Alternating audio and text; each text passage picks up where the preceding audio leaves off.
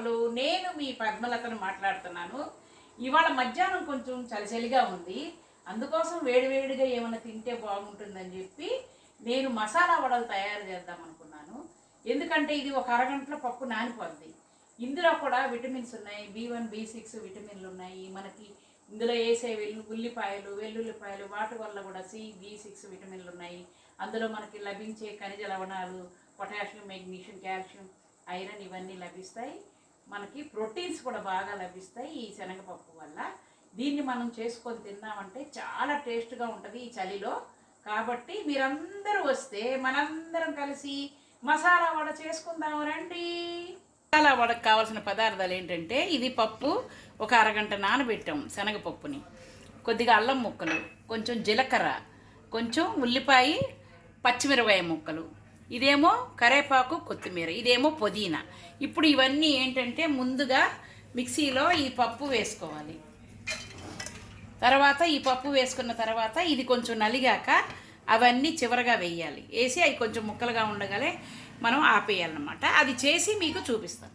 శనగపప్పు, పచ్చిమిరపకాయలు, ఉల్లిపాయలు, వెల్లుల్లిపాయలు, జీలకర్ర, అల్లం, కొత్తిమీర, కరివేపాకు, పుదీనా అన్నీ వేసి దీన్ని మిక్సీలో వేసి రుబ్బాను. ఈ విధంగా వచ్చింది.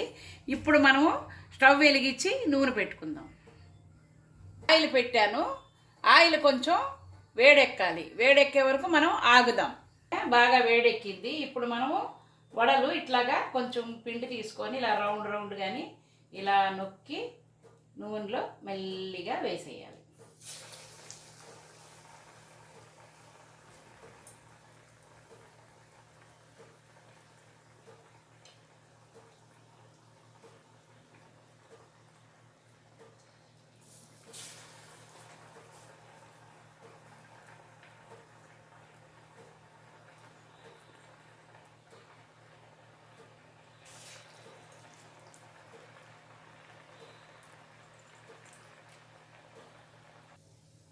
వడలు వేసుకున్నాము, చిన్న చిన్న వడలు. ఇప్పుడు వేగినాయి అనమాట ఒక సైడు. రెండో వైపు కూడా వేగడానికి కోసం మనం ఇలా తిప్పుకోవాలి.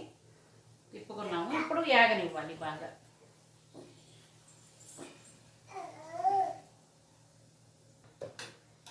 వడలు బాగా రెండు వైపులా వేగిపోయినాయి మసాలా వడలు.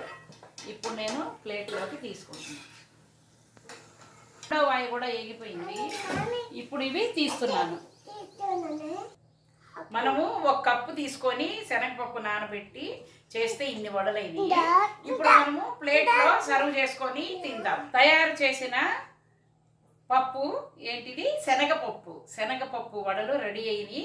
ప్లేట్లో కొంచెం తీసుకున్నాను. కొంచెం కొబ్బరి పచ్చడి, కొంచెం మునగాకు కారపొడి వేశాను. ఇప్పుడు వీటితో మన ఈ కాంబినేషన్తో కలుపుకొని తింటే చాలా టేస్ట్గా ఉంటాయి. అందరు కానీ వస్తే అందరికి నేను ఈ వడలు పెడతాను. అందరం కలిసి ఎంతో సరదాగా తిందాం.